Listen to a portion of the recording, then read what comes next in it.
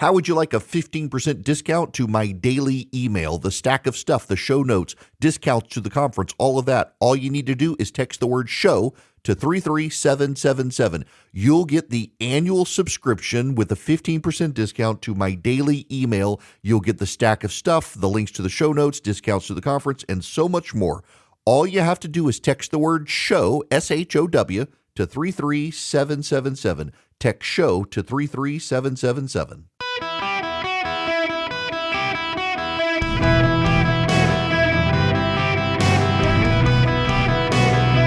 Welcome to the Eric Erickson Show podcast, Hour 1. Greetings, conversationalists. Welcome. It's Eric Erickson here. Glad to have you with me. The phone number, if you want to be on the program, 877-973-7425. As always, text Eric to 33777. You can get the show notes, the live stream, the podcast, all that. Right now, the Dow has recovered some. It is down less than 2%. It's down 776 points, down 1.95%. The NASDAQ down 457 points, down 2.7%. S13 500 down 120 points, down 2.25%. The Russell 2000 down 60 points, down 2.85%. Down day in the markets. The NASDAQ is officially in correction territory at this point. Huge drops in the markets over the last few days. Let me explain this one to you, and a perfect time to remind you of some stuff. I want to begin by saying I am no financial expert. You should not rely on me for your financial advice. Talk to your financial expert. That caveat said, I do know people and I do talk to people. And you know, the one guy that I guess we're all supposed to listen to said this the other day.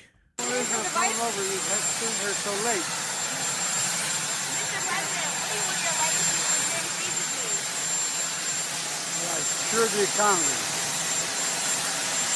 If you can't understand him, that's Joe Biden just the other day saying, I cured the economy, as the Dow is, well, down, my goodness, a great deal. 780 points right now as I'm talking. So let me explain to you what's going on, because now is not the time to panic. You poor millennials and Gen Zers, all this market volatility. This isn't something new. This happens. The stocks are falling because there's fear of a recession coming. But there's a larger macro picture here you've got to understand, and we have to begin in Japan, where the land of the rising sun, it rises first in Japan. The day starts in Japan and then spreads across China and Europe and then to New York and across the United States, and the day starts over in Japan. Here's what you got to understand about the market right now, and this is the macroeconomic picture, just so you have everything in perspective and you're more informed than your friends. In Japan, the Japanese have kept the yen, their currency, priced in a way that allows people to buy Japanese currency. You borrow Japanese currency because their interest rates are very low. So you borrow Japanese currency and then you buy dollars with it. Even taking into exchange the currency exchange rate, you've bought your Japanese currency at a very low interest rate, and then you invest it in the United States that has a higher interest rate. You're making money. Even taking into account the exchange rate, you actually make money. So you generate more in interest on what you've borrowed by investing it in American dollars. So then you can take that interest that you're making and pay off your debt in Japan, which is at a lower interest rate, and you've still got profit left over. And a lot of people have been doing this. In addition, it keeps Japanese export sales boosted, and local companies see a benefit to their stock because the Japanese currency value exchange rate, it makes it easier to buy Japanese goods. Every once in a while, Japanese goods get very expensive. Americans don't buy as much of it. They're higher end goods, cars, technology, things like that. By keeping their inflation rate or their interest rates low and keeping the Japanese currency conversion rate low, it's cheaper to buy Japanese goods. Last week, the Federal Reserve said it wasn't going to raise rates, but it wasn't going to cut rates. And then it said The odds are there's going to be significant cuts starting in September. The Japanese, on the same day, raised interest rates. So what you've begun to see is that the Japanese yen, their currency, is starting to unravel. Now, why that unraveling? Well, again, if you buy Japanese currency and invest it in the United States, or better yet, you borrow a large sum of money from Japan and invest it in the United States, you're generating more money on the American interest rates than it's costing you to borrow the money in Japan. But now that Japan is raising its interest rates and the Americans are lowering their interest rates, there's an imbalance. And suddenly it's costing you more to borrow Japanese money and you're making less in the American market. So people have to sell and get out while they still can. In addition, that destabilizes the Japanese stock market because Japanese stocks have been doing very, very well based on very low interest rates in Japan compared to the United States. Now suddenly that imbalance is happening. So people began divesting in the Japanese stock market. A lot of Asian currencies convert into the Japanese currency and do business through Japan to get into American markets. China, for example, the North Koreans and others, they go through Japan to get into American markets because it's easier for them to get into Japan than it is to get into American markets directly, so they can do it indirectly. This is causing them problems, so their markets start selling off. On top of all of that, you do have the economic data from the United States showing that job creation in this country has slowed dramatically. When you get rid of the healthcare sector and the leisure sector, which are still messed up from COVID, and you get rid of government jobs, the private market payroll in the United States is not doing well. 117,000 jobs created. That's not good. People were able to jump from job to job, and now suddenly not so much. People are in a holding pattern with their jobs. Companies are now freezing hiring. They're worried about a recession coming. They do expect interest rates to be lowered by the Federal Reserve, but it's causing market panic. So between what's happening in Japan, where their markets are rebalancing, contemplating lower interest rates in the United States and higher interest rates in Japan, and the labor market in this country becoming weaker than the government expected it to be. Side note, tangent, another example that the government has a hard time rigging data in this country because of the private sector. We have multiple ways of checking. Add those two together, and you've got a market calamity today. Now, this is going to be a short-term problem, not a long-term problem. In fact, the markets really tanked today, but they've started to come back from where they were. People are starting to buy. This is a buy opportunity for a lot of people. Now, if you got a 401k, today's not your day to look at it. But I wouldn't panic with your 401k because in American markets, what goes down tends to come up again.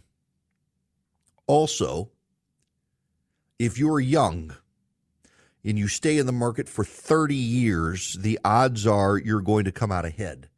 If you're a day trader, if you're someone who makes short-term trades, it's probably not a good thing for you.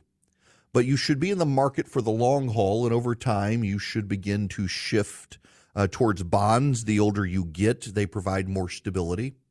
We are in this situation right now where people who are in limited means and fixed incomes who have invested in CDs and have savings accounts and money market funds like that, they're getting more money than they have been the last number of years because interest rates have been so low. It sounds like the Federal Reserve in September, if not sooner, the Fed could come out tomorrow and say, you know what, we're going to go on and cut interest rates now. Given things, the Fed is being criticized for not acting soon enough when inflation started and not acting soon enough now that a recession looms. They're always going to get attacked. The Fed is in a no-win situation. No one ever likes what they do in large part. The problem here politically is that whoever's in the White House gets the blame. Now, I have long said, so this isn't me just taking a shot here or there. I have long said this when Bush was president, when Obama was president, when Trump was president.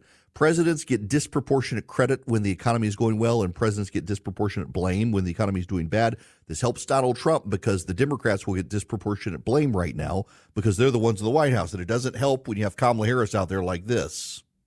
All that, ladies and gentlemen, and everyone else, that is called Bidenomics. That is called Bidenomics, and we are very proud of Bidenomics. They're very proud of Bidenomics.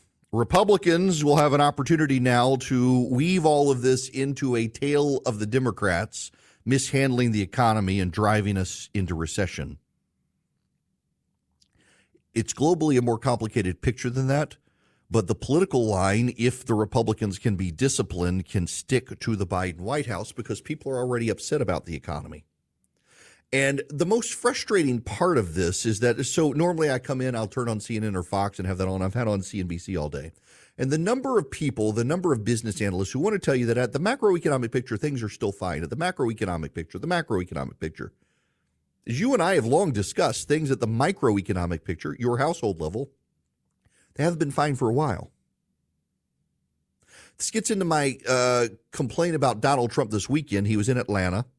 He actually spent more time on stage criticizing Republican Governor Brian Kemp in Georgia and his wife than he did Kamala Harris. We need for Trump to focus on the Democrats, not Republicans. He needs to get elected.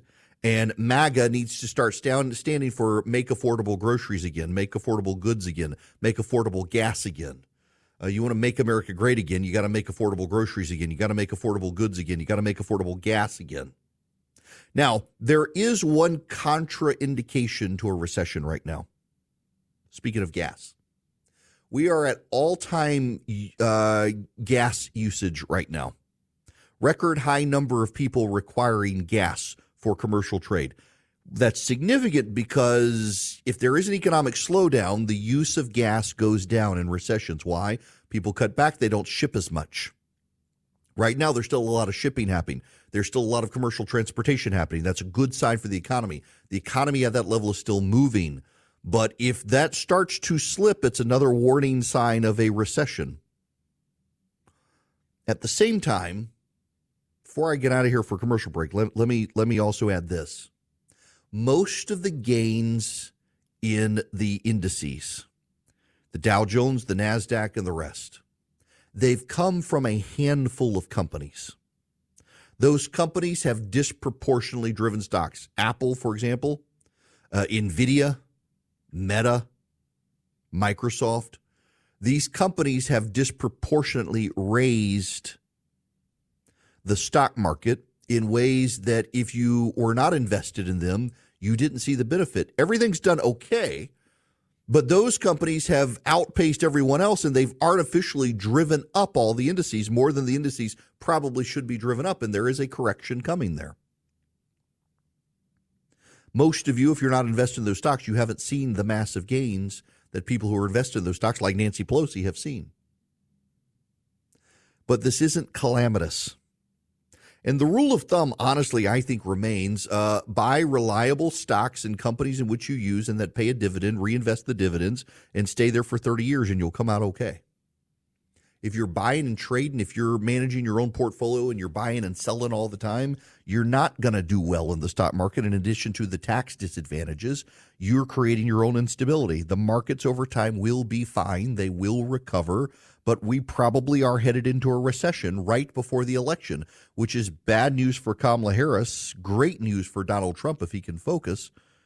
But what you're seeing today has a lot to do with Japan rebalancing its portfolio on top of recessionary fears in this country, all of which is something we will get past. But there's a complicating side effect to this. Don't look now. We may be on the verge of a large regional war breaking out of the Middle East. I've got those details when we come back. AI might be the most important new computer technology ever. It's storming every industry. Everybody's talking about it. Billions of dollars invested, so buckle up. The problem is AI needs a lot of speed and processing power. So how do you compete without costs spiraling out of control? It's time to upgrade to the next generation of the cloud. Oracle Cloud Infrastructure, or OCI. OCI is a single platform for your infrastructure, database, application development, and AI needs. OCI has 4 to 8 times the bandwidth of other clouds, offers one consistent price instead of variable regional pricing, and of course, nobody does data better than Oracle. So now you can train your AI models at twice the speed and less than half the cost of other clouds. If you want to do more and spend less like Uber, 8x8, Databricks, Mosaic, take a free test drive of OCI at oracle.com/Erickson, ERICKSON. That's oracle.com/Erickson, oracle.com/Erickson. Go check them out today. Hello and welcome. It is Eric Erickson here across the United States. If you text the word data to 33777, you can order my new book, You Shall Be as God. You can also get a discount on the daily email I send out where I gave my frank and candid thoughts on the Trump performance in Georgia over the weekend. We'll get to that in the second hour. We've just got too much, including all the war stuff to get to first. But before I get to any of that, I want to get to Jim's call. Jim, welcome to the show. How are you? I'm fine. I hope you're doing okay. I am. Listen, last week in the Wall Street Journal, there was an article that said that interest rate cuts are just a sideshow, and the main show is all the money that the Federal Reserve Bank has printed. Now, the question I have is, how can the Federal Reserve Bank start getting rid of some of that printed money, which is now debt, if the economy starts to wobble?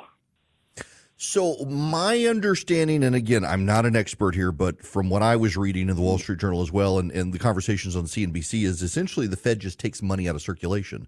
So it's printed but unused, stored in vaults, and they take it out of circulation. They're trying to wind down, in fact, a lot of the money they've printed and make money more scarce. Part of that as well is the interest rate situation. By raising interest rates, it makes it more expensive for banks to borrow money, so they tend to borrow less money. Less money, therefore, circulates in the economy. The Fed pulls money out of the economy, and thereby allegedly driving down inflation. And it appears, by the way, to have worked. We've got inflation now under 3%. Problem is the Fed target rate is 2%. They want inflation to be no more than 2%.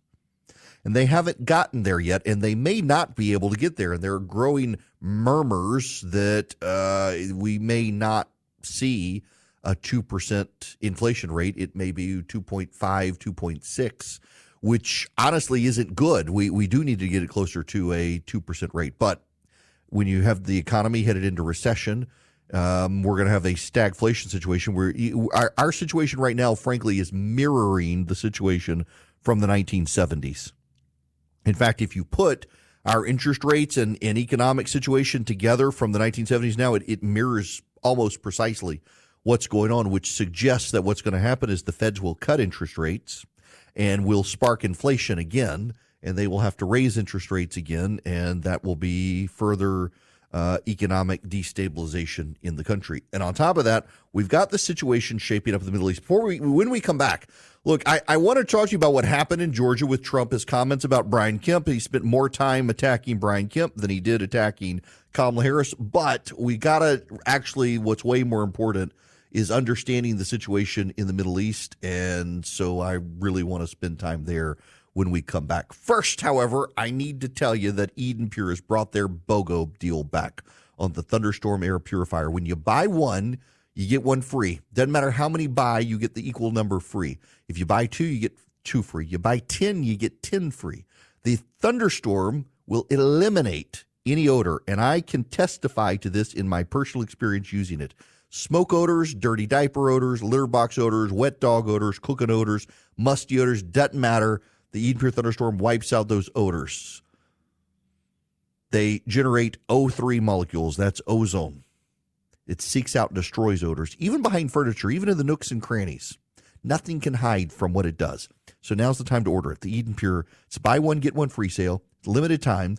Thousands of 5-star reviews. What you do is go to EdenPureDeals.com and use the discount code EricBogo, ERICKBOGO, all one word, EricBogo. EdenPureDeals.com. The discount code is EricBogo. You can start wiping out the odors in your house, your RV, wherever you need them. Buy one, get one free. EdenPureDeals.com. Discount code EricBogo. Welcome. It's Eric Erickson here across the United States from Atlanta, Georgia. The phone number is 877-973-7425. I got to say happy birthday to Eric Von Hessler on my flagship station, WSB. He invited me to his birthday on Saturday.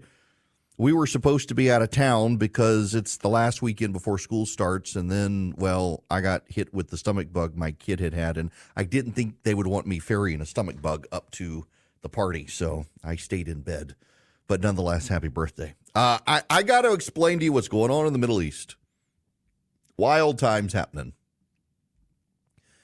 So I put up a tweet on Saturday, laying in the sick bed, fuming about Donald Trump being an idiot again, and seeing all this stuff about Israel. And, well, war is probably coming. I got to play you this clip. This is from Face the Nation. I forget who the guy is now. One of the analysts on Face the Nation explaining, and this was the lead up to my tweet that war is coming. Buckle up, because war is most likely coming any moment now. It could happen while we're on the show today. It's not a good situation in the Middle East. I want to start with the fact that the United States, the United Kingdom, and Jordan are advising citizens to get out of Lebanon right now. Is the Biden administration anticipating Israel will strike inside Lebanon soon, or how real is the risk that a second front could open up in Lebanon?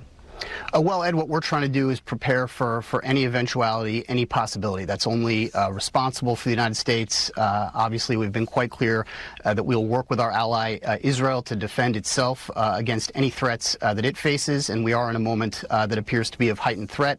So what we have said to our own citizens is should they choose to or desire to leave Lebanon, the time to do that would be while commercial options are available, as they currently are. Beyond that, obviously, these are personal decisions that we will leave to people to make. We've raised our travel advisory to level 4, which discourages Americans from traveling to Lebanon, and we are preparing for whatever may come. But this is no prediction about future events. It is prudent planning for them and for our government. Is that why the U.S. is deploying additional fighter squadron to the Middle East and moving in other naval vessels? So you're referring to the announcement that was made on Friday, where the United States and our Pentagon said that we are moving a aircraft carrier group to the region and some additional air assets. That is entirely focused on defending Israel against potential threats it may face, and out of our desire to both deter those threats, defend against them, and ultimately de-escalate this situation and avoid it sliding into a regional war. We obviously had a very close call on a broader regional conflict on April 13th, when the United States worked very closely with Israel and with our other partners and allies to defeat a threat and an attack that Iran made against Israel. And should that situation arise again, we want to be prepared to do it. But the overall goal is to turn the temperature down in the region, deter and defend against those attacks, and avoid regional conflict, which has been our goal really since October 7th. Okay, my Jewish boss texts me and says it's not going to happen until next week. There's a Jewish holiday next Wednesday. That's usually the pattern. Yes, the Iranians do like to attack Israel during Jewish holidays, thinking they've let their guard down, which I suspect isn't going to happen. Here's what I know. The Israeli Knesset and War Cabinet membership has been moved to an underground bunker that the Israeli government has for occasions where they expect serious war. They've also been advising the mayors of northern Israel to prepare for war. A document from the Israel Defense Force was provided to the mayor and regional leaders of northern Israel of what to expect should a full-scale war occur with Hezbollah, with them told to prepare for 3 days without power in some cities, a breakdown and interruption of water that could last over a week, a disconnection in landlines for up to 8 hours and 24 hours for cell phones, as well as local interceptions of internet and radio. Officials believe hundreds of rockets with 50 to 500 kilogram warheads could rain down on cities across northern and central Israel like Haifa and Tel Aviv, with Hezbollah likely prioritizing any military facilities, infrastructure, and civilian targets in that order. 40% of Israel's workforce could be forced to evacuate from the center of the country towards Jerusalem to the east and further south, with plans being created for tent cities to the north of Eilat in the Negev desert, and could house and feed several 100,000 to 1 million refugees. Serious planning happening for war. Now, why? So, again, I don't think it's a coincidence, and I don't think I can overemphasize this enough, that I do not think it is a coincidence that when Benjamin Netanyahu came to the United States 2 weeks ago, he met privately with Kamala Harris and then went home and began the systematic assassination as quickly as possible of all of Israel's enemies. And that leads me to believe, one, he assessed the American political situation as she could very well win this thing, and two, she would be very bad for Israel. She has a history of being bad for Israel. And given the situation in the United States, as well as Joe Biden refusing to even meet with Netanyahu, claiming he was still under the weather, Israel has expedited killing its enemies.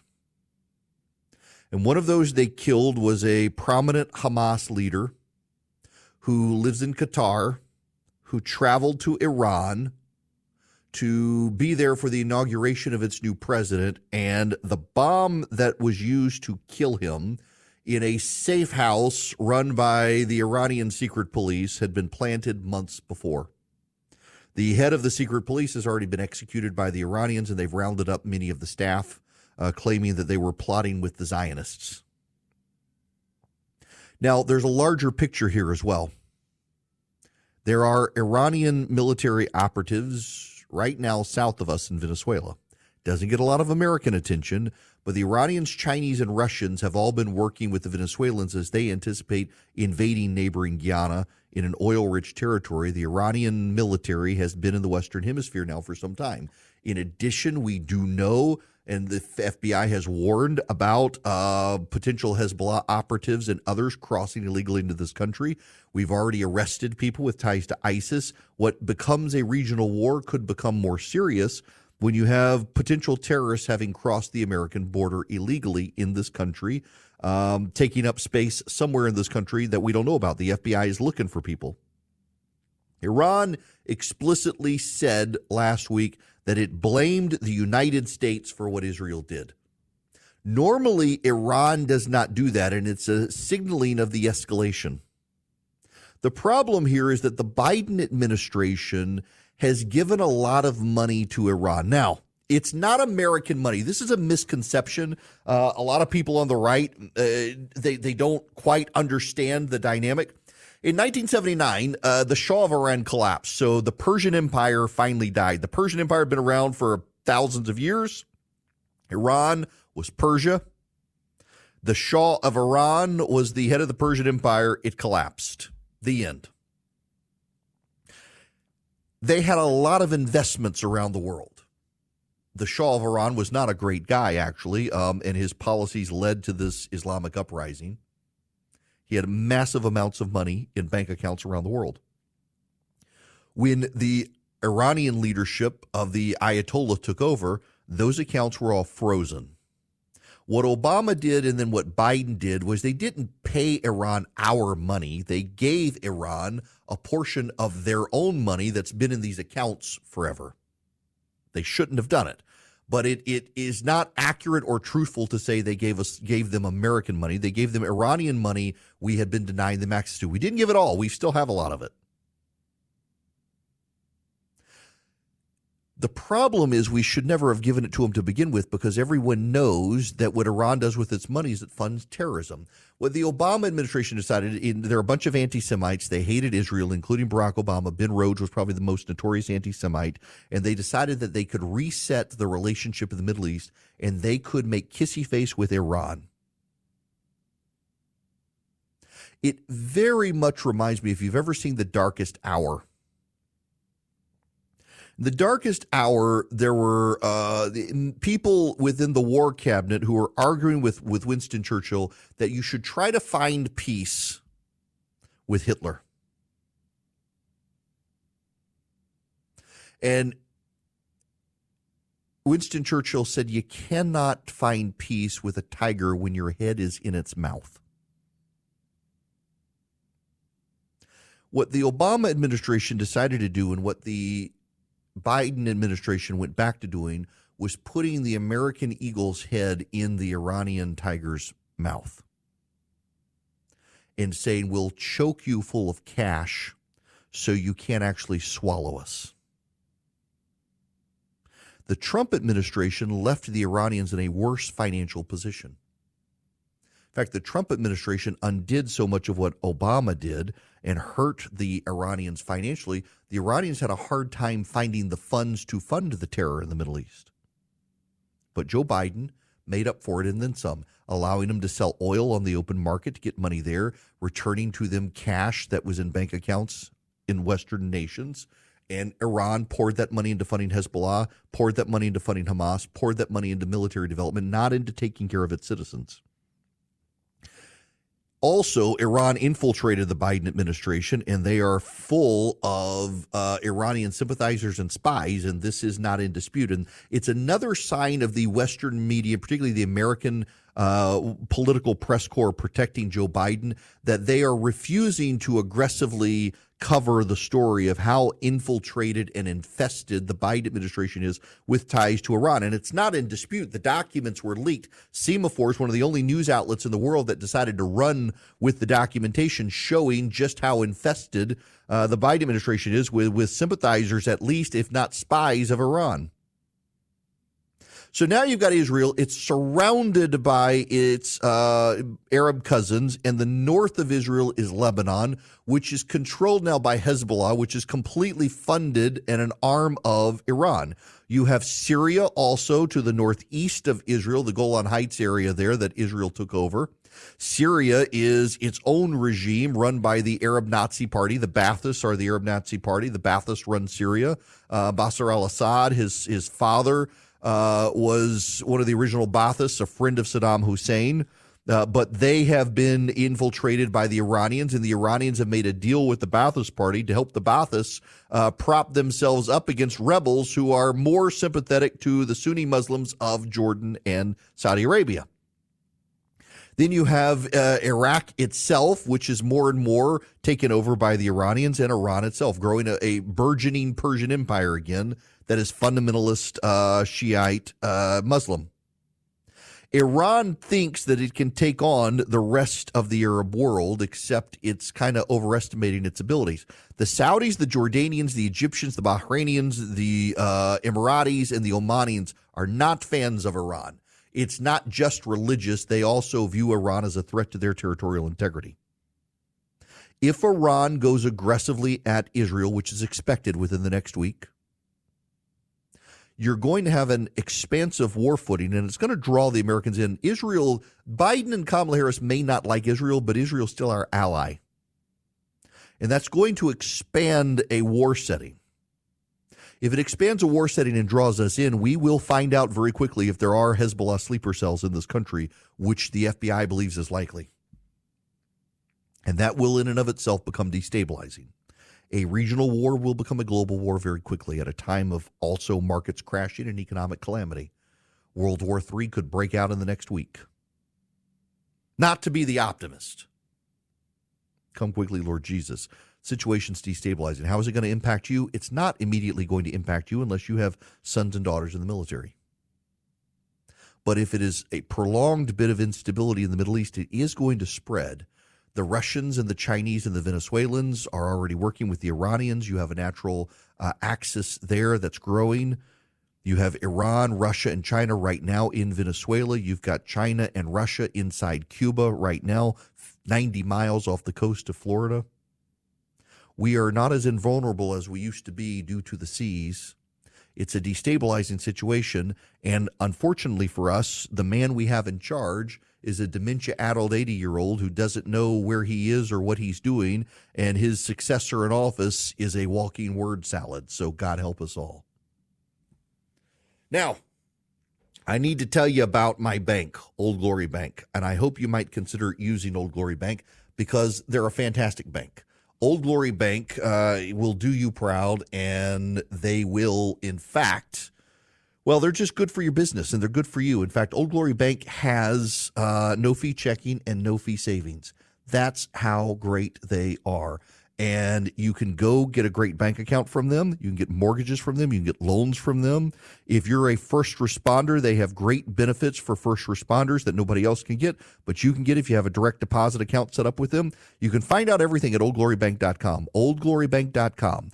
They really are my bank. In fact, I like them so much, I've invested in the bank, just so you know. That's how much I like them. They have a great online bill pay system. They've got great budgeting tools. Their app is great. Their debit card is just a work of art. I really enjoy using this bank. It's rare to be effusive with praise for a bank, but I used to use an online bank, and I could never deposit cash. Frustrated the snot out of me. I had to have a bank account in which I could deposit cash, since I couldn't deposit cash at my online bank. At Old Glory Bank, they're an online bank, and they figured out how to deposit cash. And so now I've just got Old Glory Bank, and I can deposit cash and checks and everything else. And they're wonderful people, and they're for conservatives, by conservatives. You're not going to have to worry about getting your bank account canceled for being a conservative. oldglorybank.com. oldglorybank.com. Member FDIC, equal housing lender, terms and conditions apply. That scared me. Y'all, computers are glitching this morning everywhere. It's not just on Wall Street.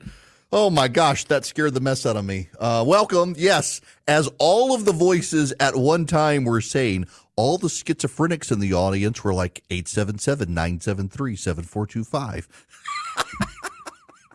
Wow. Okay. We're working on the computer. It just decided, like, you know what? I'm going on strike today. All right. We'll move on from that. Okay. When we come back, I do want to talk about what happened in Atlanta this weekend and my philosophy on covering this stuff. Because I think that the Trump campaign, okay. There are people on the left and the right who are insane, and they all have social media accounts. And what I have found is that on the left and the Democrats, they do a better job of keeping their crazy away from Harris and Biden for the most part. On the right, they put him at the table at Mar-a-Lago next to Trump and let him whisper in his ear. So you have Trump talking to Laura Loomer and then saying loony stuff from Laura Loomer. You got Bill White, who is a notorious person from New York who moved to Georgia and didn't get his way with state legislature and left the state and is now complaining about the governor and his wife. I don't think it's a coincidence that Trump attacked the First Lady of Georgia on stage no less, in addition to social media, after complaints from this guy, Bill White. It's just there's an extraordinary lack of discipline with Donald Trump. His campaign's done a very good job of keeping him disciplined, and then he just has gone off the rails. We'll get into it. This hour of the program is brought to you by First Liberty Building and Loan.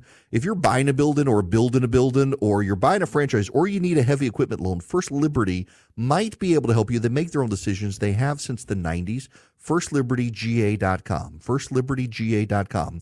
Go check them out. Good people. They know how to help your business grow. Now, the Trump campaign has now released a new advertisement. It has just come up in the last little while. I've got a copy of it. I want to play you that new ad when we come back. I got to tell you, though, I was watching the Olympics over the weekend. There were way more in Georgia, way more Kamala Harris ads than there were Trump ads. All positive, glowing ads about Kamala Harris, way more. He's being outspent even in Georgia, and the polling reflects it. The polling is getting closer and closer in the state. Trump had been ahead. Now Kamala Harris is surging, and the Trump campaign is instead attacking Brian Kemp in the state of Georgia. It's just not smart politics.